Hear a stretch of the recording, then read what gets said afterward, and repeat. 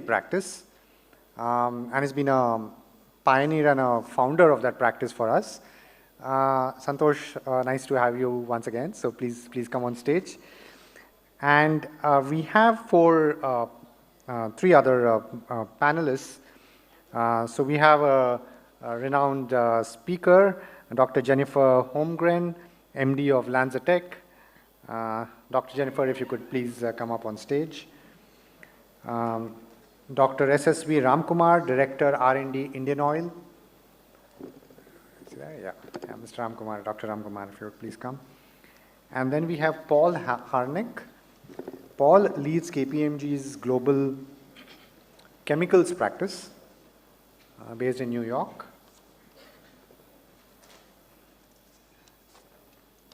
Right, so that's the panel, and over to you, Santosh. Thank you.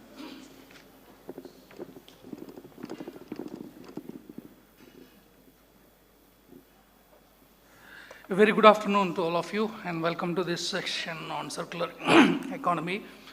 Sorry for the sore throat. This season in Delhi, I think you need to be in vogue, so I have a sore throat. So today morning when Anish started the context setting, I was in for a surprise when he read a statement which said, when he posted this particular session on circular economy, there was a small statement on the side which said, more energy from less resource. That sounded a little magical for me.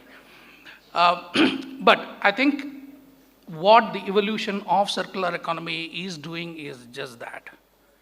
I will only change more energy with more value. Circular economy is about generating more value which is more inclusive and covers economical capital, natural capital, and social capital.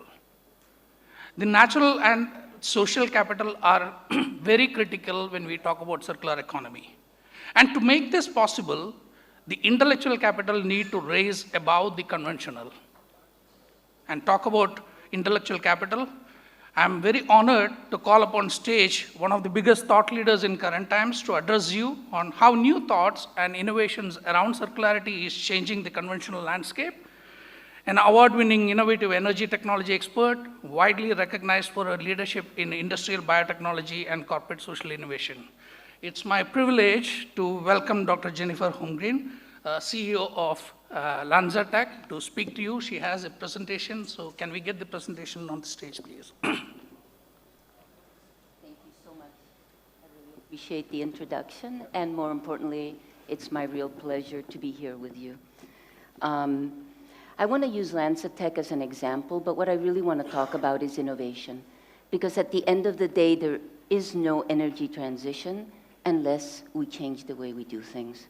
So to talk a little bit about innovation, I always like to talk about predictions.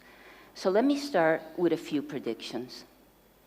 Here's a couple of my favorite. Less than 10 years before Kitty Hawk, Lord Kelvin said, man will not be able to ever fly. And of course, there's a huge number of predictions about computing. One of my favorites was actually a revolutionary one. Computers will someday weigh less than 1.5 tons. That was really going out on a limb at the time. And finally, my absolute favorite, 640K should be enough for everybody. I don't even know anybody under 40 who knows what a K of memory is. So you ask yourself, how can all these brilliant men be so absolutely wrong? And in my mind, the answer is actually quite simple. Predictions are simply extrapolations of the past. When Bill Gates said 640K of memory should be enough, what he really was trying to do is tell his coders not to waste lines, not to waste memory. He could never imagine that we would be carrying the phones in our pocket, and because they were in our pocket, they would need enough computing power to carry our lives with them, our memories, our pictures, our videos. So what innovation really does is it changes how we think about the world and makes things that we never imagined realities. So why am I talking about this when I want to talk about innovation? I want to point you to the crisis that we face. The IPCC report last year imagined a world where we would be below 1.5 degrees. And everybody has focused on one part of that report, the part that says that to reach 1.5 degrees, we must reduce emissions by 2030 by 45%. What people didn't focus on is the second part of that statement, that even if we do that, we have to remove carbon from the air. We need negative emissions technologies. The reality is that that 1.5 prediction or forecast was modeled hundreds of times. And 90% of the models show that we exceed, no matter what we do, 1.5 degrees in the early 2030s. The reality is that when they said 1.5 degrees, they meant 1.5 degrees by the end of the century, which means we will exceed it, but if we have negative emission technologies, we will come back down. The same thing is true when the IPCC models 2 degrees. We need negative emissions to get back down at the end of the century. Everybody agrees we will exceed 1.5, we will exceed 2. And so this is the world we live in. This is 1.1 degrees. That's where we are today. And these are pictures from India, but I can show you pictures of California on fire just as easily. This is 1.5 degrees.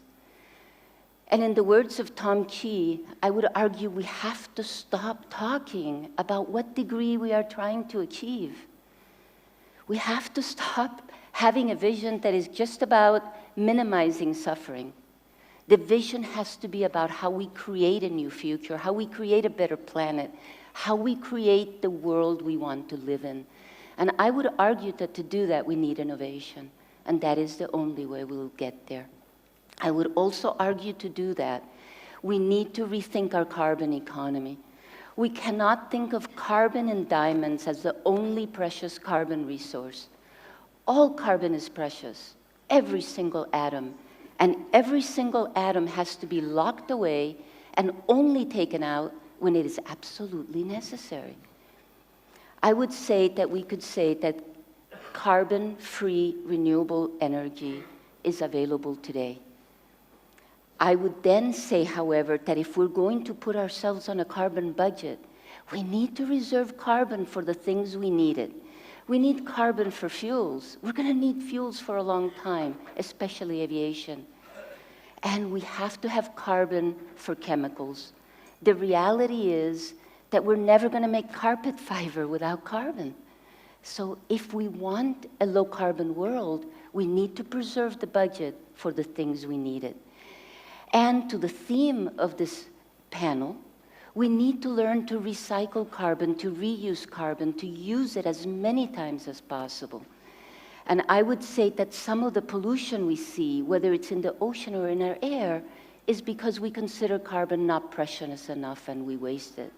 I like to use this green-blue symbol because the reality is I don't believe we want a world where greening is good enough. I would say we want bluing.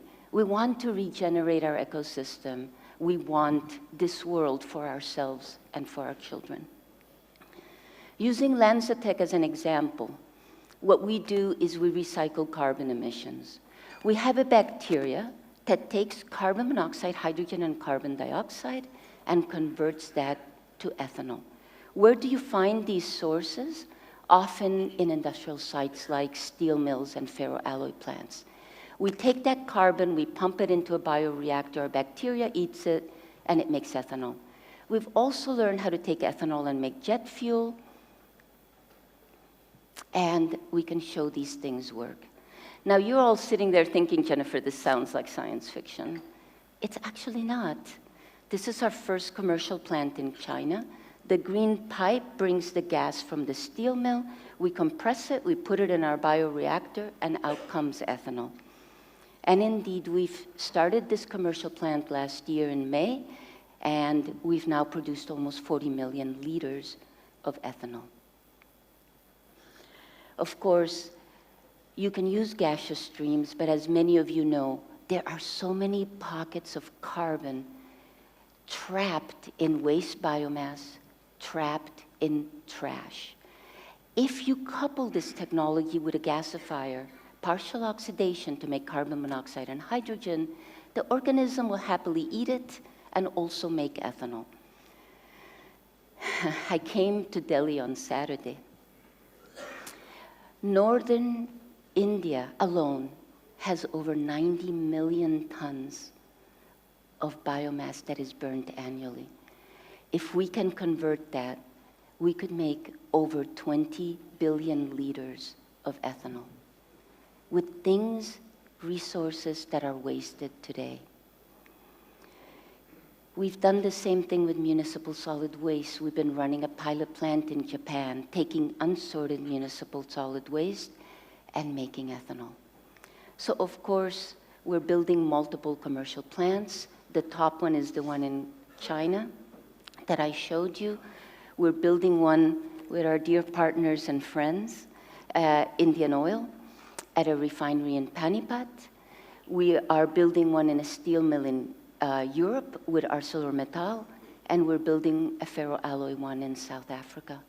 Technology that is broadly applicable, and if we used it everywhere, we would have more than 2 trillion liters of ethanol production a year. So you're probably thinking, Jennifer, what are we going to do with 2 trillion liters of ethanol? In my mind, I believe ethanol is a substrate for the future. I can't move pockets of trash.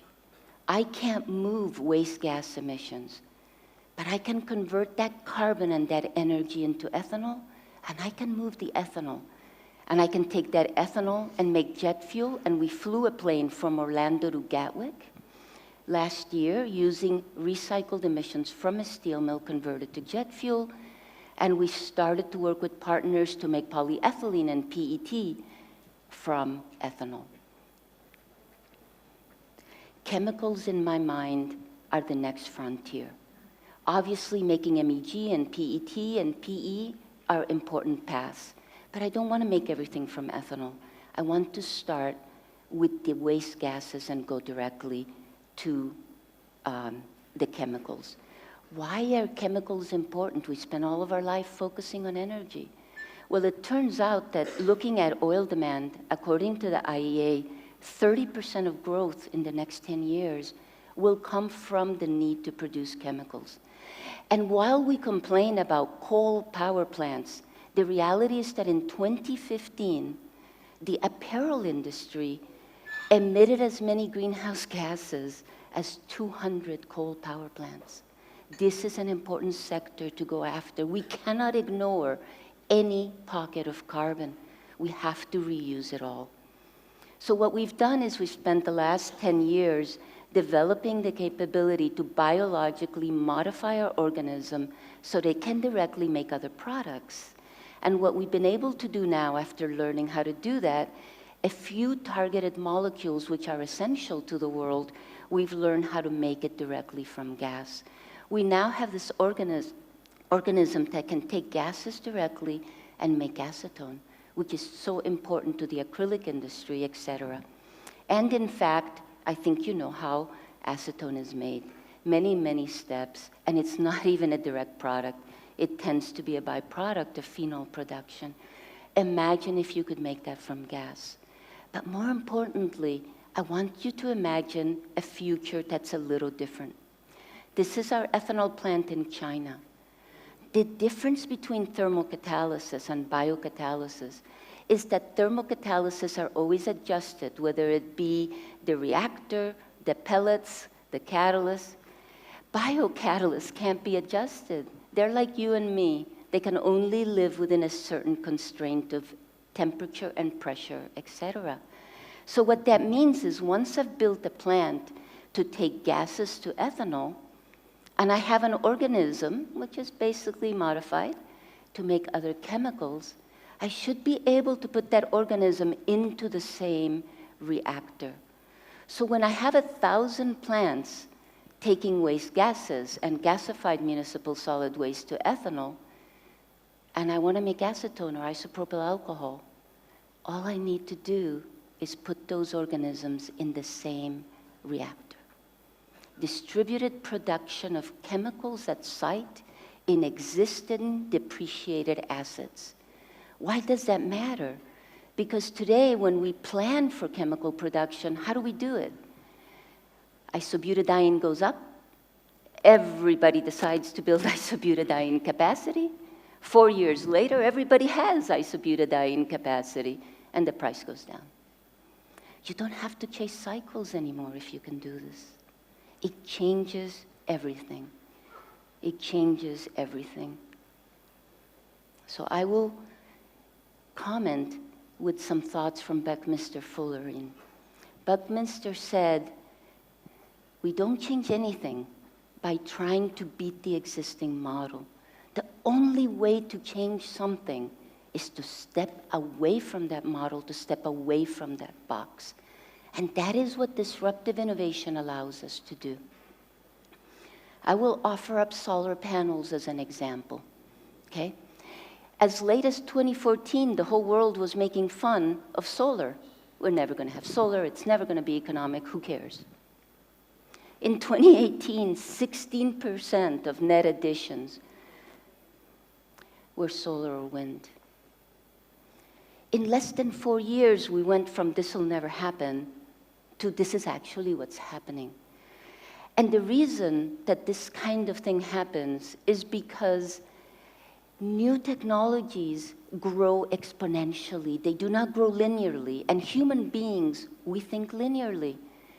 1 to 2 to 3 to 4. New technology replicates 1 to 2 to 4 to 16.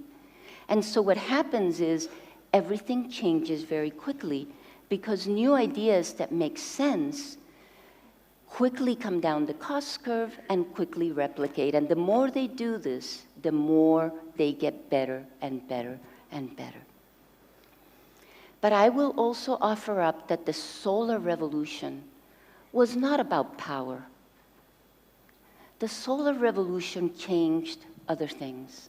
It was a piece of energy democracy. But more importantly, I will use mobile phones as an example. According to the United Nations, there are more mobile phones in the world today than there are flush toilets. Okay? Why is that? Because a mobile phone is much more useful. I mean, a mobile phone allows connectivity and knowledge sharing. It allows a farmer to know when to take his crops to market. It allows him to get paid. This is power. This is knowledge. This is not electricity. And it is also jobs. This is a place that a big electric grid would have never gotten to. This is a place that the world would have left behind. But solar changed everything. This is justice. That's what new ideas enable. So it's not easy, and I would use as an example to get to where we are today with technology that we've commercialized. We've been 100,000 field operating hours, 14 years, and investors who were willing to bet on us before we'd scaled. This is what it takes. But I ask you not to give up. Climate change is just another problem. I grew up in Los Angeles at a time when you could not go outside and play. At recess, we were not allowed to go out because you couldn't breathe the air. It was so toxic. And yet we cleaned it up. I grew up in a time when rivers went up in flames because they were so polluted. They're not anymore. And of course, we all lived through a time when people were talking about putting sunglasses on children and babies because there was a hole that was growing that was letting UV light that was hurting us. But we stopped that. We came together and we changed that. Whether it's a local problem or a global problem, we are smarter than the problem. All it takes is innovation, regulation, and strong will, people power, all of us. In 2019, this tombstone was put in front of a glacier in Iceland that was no longer classified as a glacier. We know what's happening and we know what needs to be done. Only you know if we did it. It was written for the future.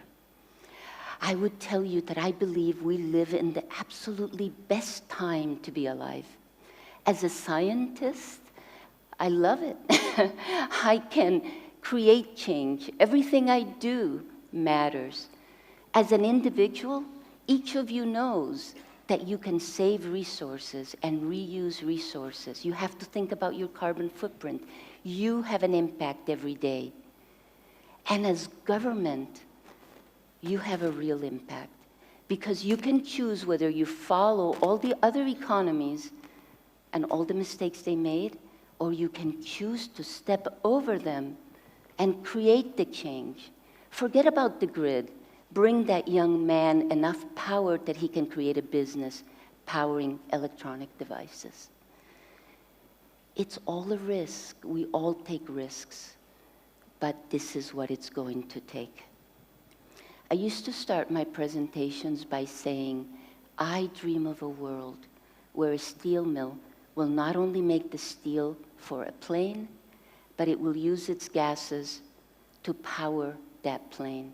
I don't have to dream about that anymore. We did it last year. On October, we flew a plane with recycled steel mill emissions. I also note that next year, some of our brand partners will introduce products that you will be able to buy at a store made from recycled emissions, whether it be a bottle or a fabric. And someday, I hope that you'll be able to buy acrylics and other things made directly from waste gases. These are not dreams, these are realities. Innovation makes them possible. So I leave you with a thought. The challenge is extremely clear. It is our choice what we do about it.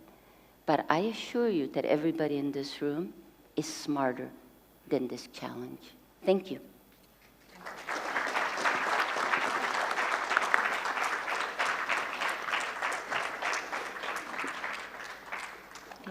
Thank you, Doctor, for setting up the tone of the discussion for today. And I'm sure most of you got a glimpse of how the future looks like, or should I say present?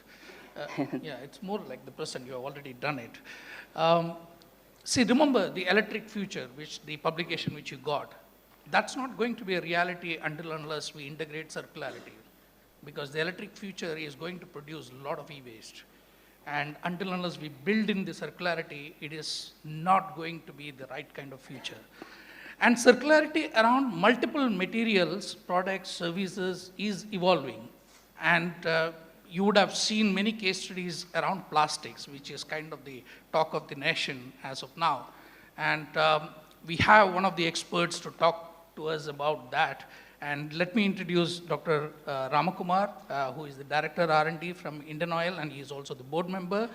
And he's well recognized for his research in downstream hydrocarbon sector, as well as a person behind more than 100 patents. Thank you for joining us, and we would like to hear more on the circularity around the plastics and how a company like IOCL is going to be in the center of this moment. Yeah, please. Or you can use the podium. Sure. So thank you very much, KPMG and Anish, for giving this opportunity to present this aspect of plastic neutrality and circular economy, how one can usher in. And that too coming from an oil and gas company, which happened to be the second largest plastic producer in this country. So just let's have a quick look at the plastic law and the waste side of the story. For example, the per capita consumption of plastics in USA is 109 kg per capita. China, that number is 38 kg, and in India it is, for all the hype and for all the concerns, it is mere 11 kg. Today the per capita consumption of plastics in India is 11 kg. And by all stretch of imagination, all projections say that by 2022, this figure 11 can go to 20 kg per capita, way behind even present US numbers. Be that what it may, just come to the other side of the coin of this same story. With this 11 kg per capita consumption, India produces nearly 26,000 tons of waste plastic per day. 26,000 tons of waste plastic, out of which, I mean, I don't know how many people would agree, but we have the reference. This is not my data. 15.6 thousand KTD, around 60% of the waste plastic is being well recycled. Already they are being brought into the system for recycling, and it's already circular economy has set in. 70% of the recycle is at the registered facilities, 20% at the unorganized sector, and 10% of the plastic is recycled at home. So let's talk about, when we talk about ushering in circular economy and addressing the plastic neutrality, we are left with, as per the current rate, 9.4 KTD of plastic waste, which is left uncollected, which is littered all over the place as landfills. It ends up as a landfill. So let's bother about this 9.4 KTD of waste plastic, which is remaining as uncycled. So there's a lot of debate in the scientific circles, in the user circles, in the consumer circles. What is single-use plastic? I mean, strictly speaking, as per ISO TC 61, which is the governing committee for the entire globe, there is no accepted definition for single-use plastic as of now. Still people are debating that which plastic is to be defined as single-use plastic. But nevertheless, the common parlance is that any single-use plastic is the one which normally we use as disposable, one-use disposable plastic items like cigarette butts, bottles, bottle caps, food wrappers, grocery bags, straws and stirrers, foams. List is going. So let's just quickly look at what are the ways available with us for this recycling of waste plastic in India. So if we could able to segregate, and 60% of the waste plastic is getting segregated, and this segregated waste plastic is getting recycled by 3 pathways. Mechanical pathway, which includes polypropylene, polyethylene, PET, and there is a chemical pathway, essentially pyrolysis, whether it is catalytic pyrolysis or simple pyrolysis. And then the third and most ambitious and aspirational pathway is produce the virgin plastic with a biocompostable. I don't call it as biodegradable because there's no biodegradable plastic in the world as yet. It's a misnomer. It's a misnomer, and at best we have today only biocompostable plastic by strict ISO definitions. So one should strive for making biocompostable plastic so that they can be at best compostable in a given set of conditions. Come to the other side, which is non-segregated, 40%, non-recycled, littered. Out of this 40%, what is technically feasible and what is technically not feasible? Technically feasible is polyethylene carry bags, styrofoam, which are presently not getting recycled. You can, if there is a collection system, if there is an aggregating system, it is still possible to recycle these plastics. But today, as per the technology landscape, some of the type of plastics, multi-layer sachets, like shampoo sachet, gutka sachet, which is more specific to countries like us, wrappers, straws, there are no technological pathways to recycle them. And these are the kind of plastics which litter all over the place, and they are actually exasperating the plastic pollution situation. So can we do something for this? So company like Indian Oil was concentrating on this. We, being the second largest producer today of the plastics, we somehow believe in the philosophy of Ellen MacArthur Foundation, which says that there are 3 ways that we can address this new kind of plastic economy. Create an effective after-use plastics, drastically reduce leakage of plastics into natural systems, so bring in circular economy, or decouple the plastic with fossil feedstocks. Conceive the plastic manufacturing itself with biocompostable, biodegradable, or environmentally friendly materials, which are termed as bioplastics. So what Indian Oil is doing, I mean, we have 10 novel innovative ways of recycling the non-recyclable plastic. There are chemical recycling pathways that we have conceived. There are mechanical recycling pathways that we have conceived. And there is organic recycling pathways, which is a midterm kind of future. So chemical recycling, now proof of concepts have been established that from plastic you can produce waxes, which are value-added products. You can produce specialty chemicals like styrene, which command quite a bit of value. And this country is actually importing styrene. There's not much of styrene manufacturing in this country, so you can do that. There are 2 more pathways in the chemical, alternative feedstock, leading to, there is lot of hype about plastic to diesel. Many technologies are on the horizon, but the quality of diesel is suspect in all those pathways. But when Indian Oil is saying, we are saying that we have a technological pathway which can convert plastic into BS6 quality diesel. When I am saying BS6, I am saying BS6 quality diesel. So we have a pathway. We have a patented pathway, and we are just trying to scale it up right at our refinery locations. Then mechanical is that you change the rheology and use this waste plastic in alternate applications, like blowing a film and making poly bags for bitumen.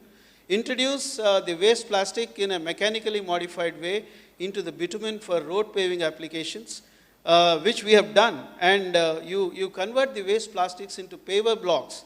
So these 3, 5, 6, and 7 are readily implementable, and we have, on experimental basis, we have done all the 3 pathways, and with some great success. Still the work is in progress. And the third and all the other 3, organic recycling, our work is also in progress at the bench scale, biodegradable or biocompostable, biocomposites, and bio-based polymers. I would not like to really go into the details in the chemical recycling. There are so many applications are there. For example, I would like to give some numbers to enthuse and to give you the real financial implications. For example, styrofoam, expanded EPS, what they call. Simply subject it to some kind of a pyrolysis or catalytic pyrolysis and produce a liquid product, and at various temperatures see the styrene percentage. We have checked it in this in our lab, and commercial styrene of some good purity and good quality commands today 80 to 85%, 85 rupees per kg. And the initial feedstock, the used styrofoam, you can get at best 10 rupees or 20 rupees. So from a 10 rupees feedstock, there is a possibility of getting a value-added chemical like styrene, which currently this country is importing. Last year, in 2016 and 17, India imported 730 KT of styrene at a cost of more than 5,500 crores of rupees. So some pathways are there available. This is a polybag making. We have done this in our bitumen plant. From the waste milk pouches, we could able to blow a film, and this poly bag is used for packaging the bitumen. That itself is a new concept. Avoid the drum of bitumen, packing in a drum. You just replace the drum with a poly bag, and this poly bag would be self-dissolvable. And this is not virgin plastic. This is a recyclable plastic. In one of our refinery locations nearer to Panipat, we could able to successfully do it. We are producing and we are packing the bitumen with these kind of recycled plastics. And we have paved the bituminous road by incorporating 3% of waste plastic. And we could able to show CRRI, Central Road Research Institute, is partner in this venture with us. Right now, the specification, the MORTH specification allows only incorporation of 0.8% of waste plastic in bituminous roads. So we are saying that 0.8 would be very meager in terms of seeing the enormity of waste plastic available in this country. So we could able to stretch the figure from 0.8 to 3%. And if our experimental road track, which is, we laid it in Faridabad, right in front of our R&D center, if this is successful, I think after 6 months of monitoring, we already proved that the rutting resistance and the marshalling strength by incorporating 3% of waste plastic goes up manifold, and ordinary bitumen can be compared with a polymer modified bitumen at much lesser cost. If you incorporate a virgin polymer, then the cost of polymer modified bitumen would be very, very high. But you incorporate a 3% of waste plastic, then definitely the cost would be much lesser. Per kilometer, 1 to 2 lakhs of savings. That's our ballpark estimate. If you use this waste plastic induced aggregates for bitumen paving. So we are going to go to the government for an appropriate policy with the data once our experiment is completed. So to sum it up, there are ways, there are technologies. So one, there is a need only to accelerate the scaling up and adopting the appropriate technology depending on the application, and save the precious fossil fuel import and fossil fuel consumption, and bring in that much aspired plastic neutrality to the country. Thank you very much. Thank you very much for that detailed presentation. I think in terms of, you can see the circularity of plastics alone bringing in about 10,000 crore to the nation. And very strangely, with both the presentation, what I could see is that Panipat is becoming the center of circular economy. That's interesting. And exactly. Is also coming in Panipat. And Yeah. you also mentioned about Panipat. Incidentally, both are at our refinery location. So I think this is time for me to bring in Paul, who is the global head for chemicals and performance technologies at KPMG. He works with global chemical companies in terms of their business strategy, operational process improvement, etc. Paul, you heard what the future holds in terms of some of the technologies, how the circularity is going to impact this particular industry in terms of energy and natural resources. We also saw the KPMG survey earlier when Regina spoke. She brought out that slide which says that the top risk which the CEOs are looking at is environment and climate change risk. My question to you is that, is it because if you want to sound a responsible corporate, you have to tell that? Or are you seeing the real pressures on the CEOs from the investors, from the consumers? Yeah, thanks, Santosh. And first of all, let me thank my fellow panelists for those very interesting presentations. And Jennifer, I love your optimism, and I really hope you're right. I mean, for me, this is the biggest challenge facing humanity today. The air in Delhi over the last few days is kind of a physical manifestation of what's happening in the world. We are killing our planet. So it's great to hear of technological advances, but we need to do much more, and we need to do much more quickly. If our children and our children's children aren't going to have a very challenging world to live in. But Santosh, to answer your question directly, you're absolutely right. So every year we survey 1,300 CEOs around the world across all industries. Regina mentioned this morning. And in the current year survey, 76% of the CEOs said that the biggest challenge to growth for their organizations was their ability to respond effectively to the climate challenge. Now, whether they actually meant that or whether they're just saying it for effect, in some respects, it doesn't really matter because they're being forced by external factors to actually make those changes. So consumer behavior is definitely changing around the world. So consumers are switching the way they buy. Consumers are forcing companies to behave in a different way, to act in a different way. Investor pressure is coming. So we're all aware of green investment funds. If you look at capital invested in green investment funds is now over $30 trillion globally. That's grown over 30% just in the last 2 years. So a big push for investors. Millennials in particular in the world are driving different behaviors. So, you know, energy companies around the world are actually struggling to bring millennials into their organizations because a lot of millennials don't want to come and work for companies that they see as dirty and polluting. And I mean, a challenge for this industry is there are so many great things going on in this industry to respond to climate change. We need to do a better job externally of letting people know what it is we're doing to help the world with those challenges. And then just before I was coming on stage, actually over lunch, I was just, as you're all aware, there's a general election just been launched in the UK. So I was just catching up on BBC News. And the BBC have run a survey over the last couple of days, and the responses came back in the 18 to 24-year age group. Nearly 50% of respondents in that age group listed climate change as one of their top 2 priorities in the UK general election. Now, unfortunately, the other priority was Brexit, and I don't want to talk about that today. No. But you know, all of these things, there's a wave of stuff happening in the world which is starting to drive big companies to change their behaviors. Thank you. And even in India, we are seeing some of the kind of regulations which are kind of really coming out, plus the investment regime itself. I think in the last 5 years, we have seen many of the pension funds exiting out of some of the conventional energy resources companies. Many of you would have heard about the regulations around the e-waste as well as the plastics and all those things. But what is not very clearly spelled out is that these regulations come from a family of regulations which will be expanding now. This is called the extended producer responsibility because these two are coming out of that. And the extended producer responsibility is going to get extended to automobiles, lubrication oil. There will be more and more such kind of products which will be brought into that kind of regulation, and that's kind of going to drive many things. There is a high risk to the industry as well. Thank you. I have one question to both of you in terms of, this is something which has been bothering me for quite some time.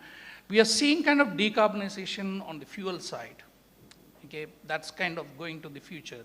And to quote Sir's presentation was, you said decoupling plastic from fossil fuel. Now that's also something interesting. Now chemicals decoupling from the fossil fuels, fuel, gasoline, and let's say diesel, let's assume that it's stagnant or it's kind of going down. What's the future for the refinery column?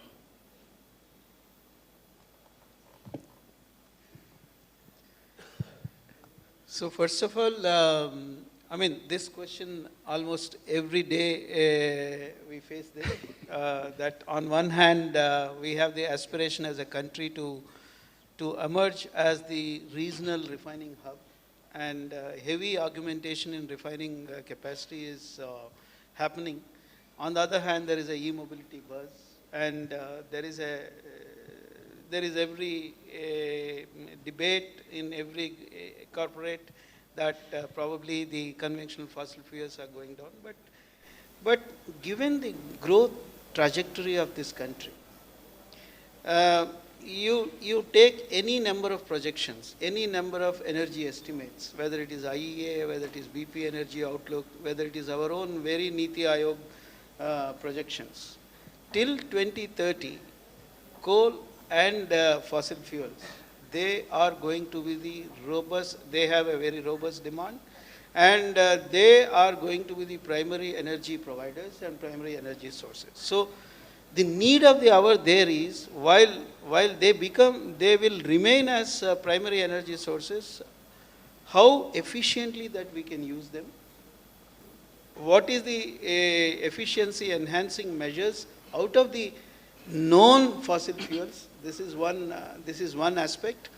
And every refinery today, whether it is old or new, whether it is greenfield refineries which are coming up or being planned, or brownfield expansions, every refinery is now turning into a integrated refinery petrochemical complex. So there are technological pathways coming from R&D background. I can say that there are technological pathways. For example, we have a flagship technology which can provide the much needed flexibility. If today the market demand for liquid fuels is dipping, with the same hardware, with the same feedstock, I can switch the product slate from liquid fuel to petrochemical precursors. So to that extent, I am insulated, I am augmented, and most of my refinery expansions are now in the direction of integrated pathways. And more, as a responsible corporate citizen and in line with the country's INDCs, refineries are also adopting the carbon capture and utilization technologies, so that carbon as an input, Jennifer would agree with me, carbon as an input is not bad at all. Carbon as an output is bad. So one need to tackle the output, carbon as output. And all our endeavors, whether she is endeavoring, we are endeavoring, and more refineries are inducting those carbon capture and utilization technologies to make the whole thing still viable and greener. Jennifer, your thoughts, because I'm kind of seeing, even for example, if you look at Aramco's case, the strategy of crude to fuel has kind of shifted from crude to chemicals with the acquisition of SABIC and even their investments now in India. It's moving towards the chemical side. But you have been talking about chemicals which are non-fossilized as well. So I'm still worried as to where is that? So, yeah, it's a big question, and I think there are some people in this room that are better at answering it than I am. I would say two things. One is reusing carbon over and over is the key. Making sure you give every carbon a second chance rather than leaving it in our atmosphere. That's the first thing. The other thing is I think we need to think about what a refinery of the future looks like, whether it makes more products versus fuels or what it really does. And I think you're going to find some really quite interesting surprises.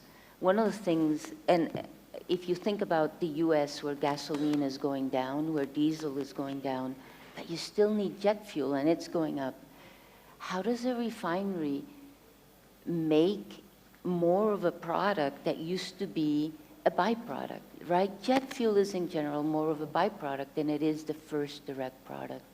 And I think we need to rethink refineries, and we need to rethink how we utilize them, what products we make. A lot of people talk about shifting to chemicals, but we're still going to need some of these fuels, and how are we going to make them and make money at it when the big workhorse, gasoline, is going down? I think these are important questions to ask ourselves. You had something?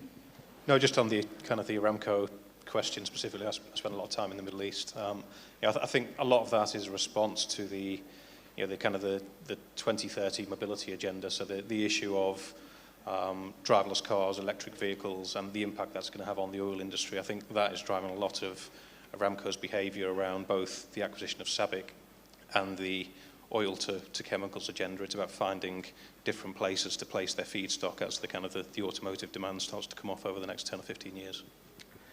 Just the last question before we open up to the audience, to you, Paul, is that in the world of circular economy, industry symbiosis is a critical factor, which means that one industry waste moves into as an input to the other industry. And we are seeing, European Union coming out with some regulations around the industry symbiosis and all those things. What is the learning which India can take out of some of those? Yeah, well, I think actually for once the European Union have done a very good PR job on that. So when you kind of dig beneath the surface of what they're saying, that still a lot of what they're talking about is unproven and is very much aspirational. So the kind of the sorting capability for waste isn't there, the recycling capability for waste isn't there. There's going to need to be big investment at a government level to put that stuff in place. There's going to need to be a big change in regulation to get people operating that way. And then fundamentally, the holy grail for chemical producers, right, from a circular economy, is to take your end plastics, feed them back into the cracker, and kind of cut that reliance on oil and gas feedstock. And again, the technology to do that is some way off. So it needs a big push, both from government, from regulators, and from industry, and not just the chemical industry, but industry right along the supply chain, working together before that becomes a reality. So I think for me, it's a good PR job, but the reality is still some way off. Sure. So before I open the questions to the audience, frame your questions. I think we have a poll to run. Yeah, we are running the poll, so head for your apps. And the poll questions are coming up. And as they come up, I have a question for Jennifer and Dr. Ramkumar. What you said for a steel mill or for a refinery, is it possible in a coal-fired power plant?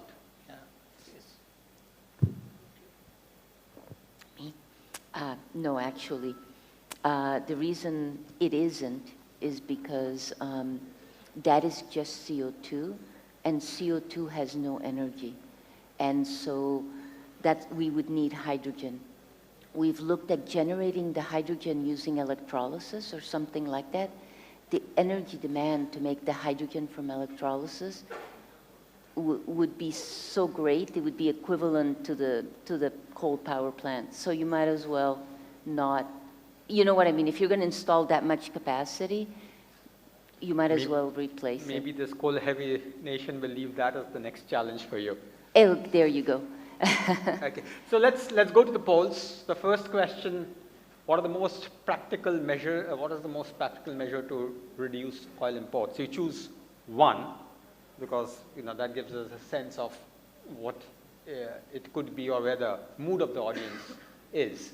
And as it happens, I was asked this question exactly by the media outside, so it's going to help me answer that question better if you hear the mood of the house. The second is, what is their top action for reducing emissions? The choices are: set clear goals for going net zero by 2050, accelerate deployment of renewable energy, scale up energy efficiency, and finally stop building new coal. Third one is, how can India build a strong circular economy? Choices are: invest in right technologies, strong policy mandates, education and training, cultural sensitization. Your results will be shown up in the last session of the day when we have Petroleum Secretary, Power Secretary, Chairman CERC, and potentially Coal Secretary also showing up over here, because he's still in a meeting which might stretch on till 5 o'clock. If it gets over, he will also come. Anil Jain will also join us. So we head for your apps and for mobile phones on the app, you can vote, and then I hand it back. Thanks. So I think you might have framed the questions. What we are going to do is to pick up 3 or 4 questions from you and try to answer them together rather than individually answering them. So who wants the first mic?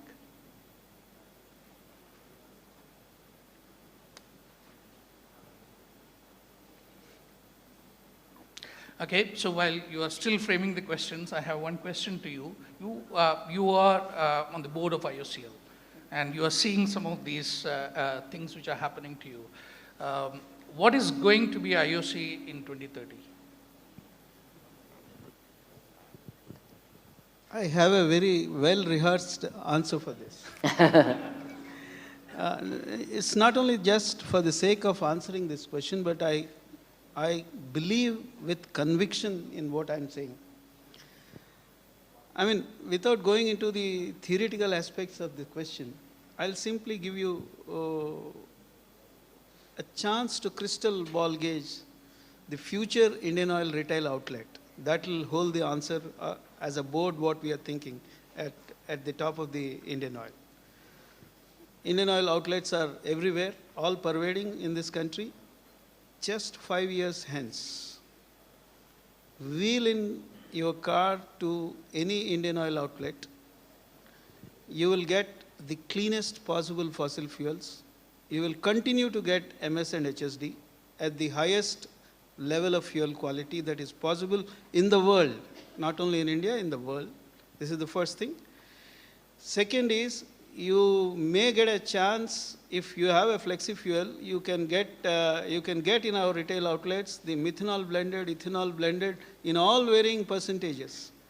M15 is what government is driving now. E10 is what we are blending today, but government is attempting to raise this percentage to E20. So there is a chance that you might be getting a E20 blended fuel, M15 blended fuel. You will get a CNG, compressed natural gas, in the same retail outlet. And not only that, now there is a premium quality CNG we are coming up. It is hydrogen spiked CNG, which gives 70% less emissions and 4% of higher fuel economy. The wide-scale trial is just about to start in the Delhi National Capital Region in 50 DTC buses. If our experiments are true to what we believe and what we got in our laboratories, then all our future Indian Oil outlets will continue to disperse a premium CNG, that is hydrogen CNG. And we don't stop there. All our retail outlets are already solarized. The power required for running the retail outlet will be through a renewable energy source. And if you have an e-vehicle and e-mobility becomes a reality and penetration of e-vehicles go up, then we would provide the batteries, the requisite batteries for you, all kinds of batteries, conventional batteries, improvised batteries, new generation batteries with India-centric technologies, and we can also give you the battery swapping opportunity for your two-wheelers, for your four-wheelers. So this is the kind of vision that we have, and this is an executable vision. It's already, many of these plans are already almost in the execution stage. Thank you. This is what is my vision. I'll just look for any other hands in the audience. Can I see? Nothing more. So I think it's pretty crystal clear. I would just let you go. Just one more thing is that if, what has been the past, what you said in the presentation earlier, that we try to think of what has happened in the past and try to extrapolate. But that's not going to take us to face some of these challenges. If you have to give this audience something which is to think about differently, what would that be? Yes. I think we start to leverage some of the distributed approaches that are becoming available. If you think about what Tesla does, Tesla downloads software into every vehicle at the same time to upgrade their software. What does Virgin Galactic do? They 3D print big pieces of rockets. This ability to do AI process control, use the World Wide Web, are going to change the ability of us to do what engineers were dreaming about 40 years ago, which is create a miniaturized, distributed world that makes economic sense. That was not possible 40 years ago when people were talking about it. Advances today make that possible. So I reimagine a world where instead of centralized infrastructure, we have distributed approaches. And that will create justice, because places that we would never reach are going to be reached. I think that's important. Paul? Yeah, similar comment. I mean, look, we have more better educated people than ever before. We have more data than ever before. We have more better technology than ever before. So we have all the tools. This is a big challenge. But if we work together, we can definitely find a way to fix it. But my rallying shout will be, please, let's work together more, and let's do it more quickly. Thank you. And I think while I'm concluding, because of the topic itself is circularity, I will come the round circle. I would say that the whole of the circular economy is all about, more value out of less resources. And we would say that how do you create that value? Value is not just that economical value, but it's also value around the natural capital and the social capital. So thank you all once again, and thank you all for your patient hearing. We have some green tokens for you. It's a challenge for you to take it back. Santosh, it's your honor and responsibility to hand those over.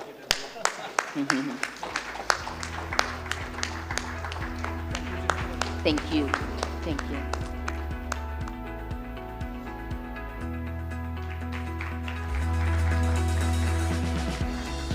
Thank you, panel, and thank you, Santosh, for this wonderful, stimulating discussion.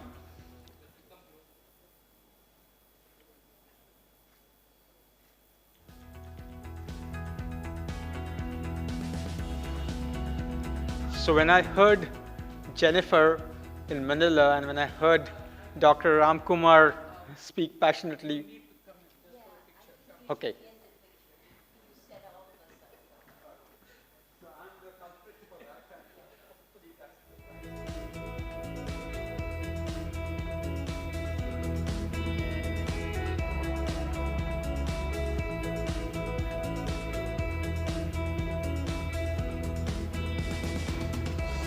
Thank you. And we will break for tea, coffee for about 20 minutes and then start the next session.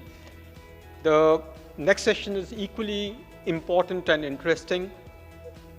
We are going to continue with some discussion on the circular economy, but we are going to talk about the electric vehicle space, but not so much about vehicles themselves, but about the resource economy around the vehicles, because that itself is becoming a big challenge. Resources for oil was concentrated. If we thought oil was concentrated,